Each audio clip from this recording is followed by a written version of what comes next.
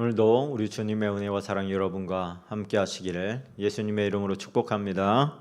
오늘은 출애굽기 18장 13절로 27절 말씀을 가지고 내가 아니어도 된다, 내가 아니어도 된다, 그런 제목으로 잠시 말씀을 나누고자 합니다. 이드로가 모세가 하는 일을 지켜봤더니 백성들은 재판을 받기 위해서 길게 줄을 서 있고 그 모든 재판을 모세 혼자서 하고 있는 모습을 보게 되었습니다.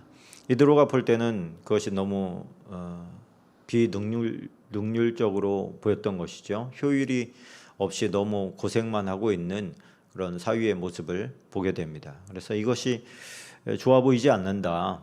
너 혼자 할 것이 아니라 좀 일을 나누어서 해라. 천부장과 백부장과 50부장과 10부장을 세워서 괜찮은 사람들로 세워서 그들로 하여금 작은 일들은 다 그들이 하게 하고 너는 중대하고 큰 일들만 맡아서 하면 지금처럼 이렇게 힘들지 않아도 되지 않겠느냐. 모세도 힘들지만 거기에 와서 줄을 서 있는 그들도 몹시 이제 힘들다는 것을 이드로가 보고 이제 이야기를 해주는 것이죠. 그래서 출애굽기 18장 17절 18절을 보면 모세의 장인이 그에게 이르되 내가 하는 것이 옳지 못하도다. 너와 함께한 이 백성이 필경 기력이 쇠하리니 이 일이 내게 너무 중함이라 내가 혼자 할 수 없으리라. 그렇게 이야기를 합니다.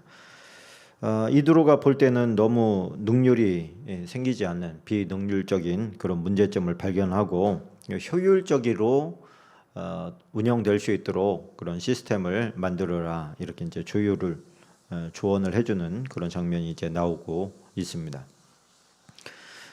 출애굽기 18장 21절을 보니까 너는 또 온 백성 가운데서 능력 있는 사람들 곧 하나님을 두려워하며 진실하며 불의한 이익을 미워하는 자를 살펴서 백성 위에 세워 천부장과 백부장과 50부장과 10부장을 삼아 그들이 때를 따라 백성을 재판하게 하라. 큰 일은 모두 내게 가져갈 것이요 작은 일은 모두 그들이 스스로 재판할 것이니 그리하면 그들이 너와 함께 담당할 것인즉 일이 내게 쉬우리라. 그렇게 기록을 하고 있습니다. 일을 맡기지 못하는 사람이 있습니다. 일을 잘하는 사람이 보통은 일을 맡기지 못합니다. 왜 일을 맡기지 못하느냐? 자기 욕심만큼 나오지 않기 때문에 그렇습니다. 내가 하면 저거보다 훨씬 더 잘할 텐데 가지고 온 것을 보니까 마음에 안 드는 거예요. 그러다 보니까 그냥 내가 해버리는 이런 일들이 이제 계속 반복되다 보면 체력이 고갈되는 것이죠. 그리고 관계도 별로 좋지 않게 됩니다. 하나님께서는 한 명한테만 다 이렇게 능력을 쏟아 부어 주신 것이 아니라 서로가 이제 조금씩 분담할 수 있도록 각자에게 달란트를 주시고 재능을 주신 거 아닙니까? 그러다 보니까 나 혼자만 할 수 있다 이런 것보다는 이제 합력해서 선을 이루기를 하나님께서 원하시는 것인데 자기가 잘하는 부분은 자기가 하고 잘 못하는 부분은 이제 다른 사람한테 맡기고 또 자기가 잘하는 부분이라 할지라도 내가 없으면 안 돌아가게 하는 이런 시스템이 아니라 내가 없어도 잘 돌아가게 할 수 있도록 누군가를 계속해서 일을 이제 분담하고 가르치면서 그렇게 해야 된다라고 하는 것이죠. 그러니까 하나님께서 각 사람에게 주신 그 능력을 발휘할 수 있는 그런 장을 열어주는 것, 그것이 리더가 또한 해야 될 일이 아닌가 하는 생각을 해봅니다. 그래서 오늘 천부장, 백부장, 50부장, 10부장을 모세가 이제 세우게 되는 그 과정을 우리가 보고 있는데 아무나 세울 수는 없지요. 그래서 이드로가 하는 말도 뭐예요? 사람들로부터 인정받는 덕망 있는 사람, 하나님을 두려워하고 공정하게 일할 수 있는 사람들을 세워라. 그거 아니겠습니까? 그의 조언을 받아들여서 그가 실행을 하게 되는 모습이 이제 그 다음 절에 나오게 되는데 출애굽기 18장 24절로 25절까지 보면 이에 모세가 자기 장인의 말을 듣고 그 모든 말대로 하여 모세가 이스라엘 무리 중에서 능력 있는 사람들을 택하여 그들을 백성의 우두머리 곧 천부장과 백부장과 50부장과 10부장을 삼음에 그렇게 되어 있습니다. 그러니까 순서상으로는 장인의 말을 듣고 모세가 곧바로 이렇게 진행된 것처럼 그렇게 보이는 거예요. 근데 모세는 조금 더 이 출애굽기의 상황을 디테일하게 기록한 게 이제 신명기인데, 그 신명기에 가보면, 신명기 1장을 가보면 그가 모세가 시내산 위에 올라가서 하나님으로부터 계명을 받고 또 이 일에 대해서도 하나님께 물었구나라고 하는 것을 알게 됩니다. 왜 그러냐면은 지금 아직 시내산에 도착하기 전인데 이 상황을 모세가 기록을 하면서 그 상황, 그 다음에 일어났던 상황을 미리 기록을 해버린 거예요. 그런데 나중에 신신당부하면서 쓴 이 신명기, 그 책에 보면 그 부분에 대해서 여유를 가지고 조금 더 디테일하게 이제 기록을 한 것을 보게 됩니다. 그 단락을 보면 우리가 읽었던 24절과 25절, 이에 모세가 자기 장인의 말을 듣고 그 모든 말대로 하여, 이렇게 지나간 것이 아니라 여백이 있구나, 이것을 우리가 알게 돼요. 그것도 좀 순간적인 게 아니라 약간의 시간이 들어간 것이죠. 시내산 위에 올라가서 하나님의 계명을 받고 또 이 문제에 대해서도 하나님 앞에 물어봤던 것을 우리가 좀 짐작을 할 수가 있습니다. 왜 그런 짐작을 하냐면 출애굽기 18장 23절에 보면 네가 만일 이 일을 하고, 여기서 이 일이라고 하는 것은 이드로가 지금 알려준 그런 천부장, 백부장, 50부장, 10부장 이야기를 말하는 거예요. 하나님께서도 내게 허락하시면 내가 이 일을 감당하고 이 모든 백성도 자기 곳으로 평안히 가리라. 이드로가 했던 것은 그러니까 자기가 해줄 수 있는 조언을 최대한 해주고 그 조언을 실행을 하든지 하지 않든지는 하나님 앞에 허락을 구해라, 그렇게 이야기를 한 것이죠. 이게 아주 현명하고 아름다운 어떤 그 조언이라고 저는 생각합니다. 네가 하고 있는 것은 지금 안 좋아, 이렇게 해, 이것보다는 내가 볼 때는 이게 더 현명하고 좋은 방법 같다. 그런데 하나님께, 당신은 하나님과 직접 대면해서 이야기하는 자가 아니냐, 하나님께도 한번 물어봐라. 이렇게 하면 좋을까요, 안 좋을까요? 이렇게 물어봐서 허락하면 그때 이런 시스템을 갖춰 나가면 좋겠다라고 이드로가 지금 이야기하는 장면이 23절에 나오는 것이죠. 하나님께 직접 나아가지 않고 그 당시만 하더라도 수많은 사람들이 누구에게? 모세에게 와서 모세에게 길을 물어요. 이게 하나님의 뜻이냐 아니냐. 그것은 아주 좋은 일입니다. 모세는 힘들기는 했지만 사람들이 하나님의 뜻을 물어가면서 어떤 일 처리를 하려고 하는 모습은 귀하게 생각했을 겁니다. 그것이 재판이라 할지라도. 근데 하나님께서는 더 좋은 방법을 모세에게 알려주셨는데, 그건 뭐냐면 시내산 위에서 율법에 대해서 기록을 하게 한 거예요.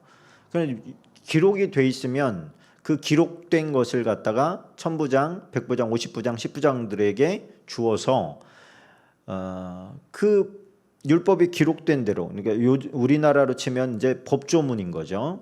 무슨 여러 가지 법조문에 나와 있는 대로 재판을 하면 돼요. 만약 이 법조문이 없게 되면 그 천부장이나 백부장이나 50부장이나 10부장이 자기 생각에 옳은 대로 결정을 하고 판단을 하겠지요. 근데 하나님께서는 그렇게 하지 않도록 기록된 법대로 재판을 하기를 하나님께서 원하신 겁니다. 그래서 모세가 가장 먼저 한 게 뭐예요? 기록한 거예요. 하나님의 율례를 기록한 거예요. 그리고 이 기록한 대로 하지 않으면 누구나가 유권 해석이 가능합니다. 그래서 뇌물을 먹이면 형량이 가벼워지고 자기가 밉게 보는 녀석이 오면 형량이 무거워지고, 이렇게 될 수 있는 것들을 아예 미연에 차단시켜버린 것이죠. 저와 여러분이 해야 될 게 뭐예요? 하나님의 뜻을 묻는다 할 적에 제일 먼저 봐야 될 것은 하나님의 말씀입니다. 말씀은 한번 기록되면 변개될 수가 없어요. 그렇기 때문에 하나님께서는 실수하지 않는 하나님이시기 때문에 거기에 기록을 해놓은 겁니다. 물론 세상의 모든 만사를 전부 다 거기에다 담아놓은 것은 아니에요. 그러나 하나님께서는 그 법 위에서 얼마든지 그 법이 발전되어 갈 수 있는 그런 가능성들을 하나님께서 열어두셨습니다. 나중에 가면 그 법들이 이제는 뭐 예를 들어서 여성들에게도 유산이 흘러가게 하는 거라든지 이런 것들은 나중에 추가가 되거든요.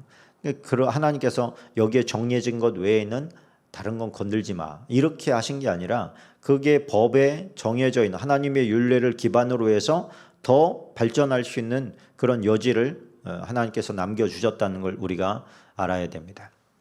그러면은 그 재판하는 사람들은 제일 먼저 해야 될 게 뭐겠어요? 이 하나님의 율례의 말씀을 알아야 되겠죠. 많이 알아야 되겠죠. 그래야 상황을 보고 말씀에 준하는, 말씀에 기반한 결정을 내릴 수가 있는 겁니다.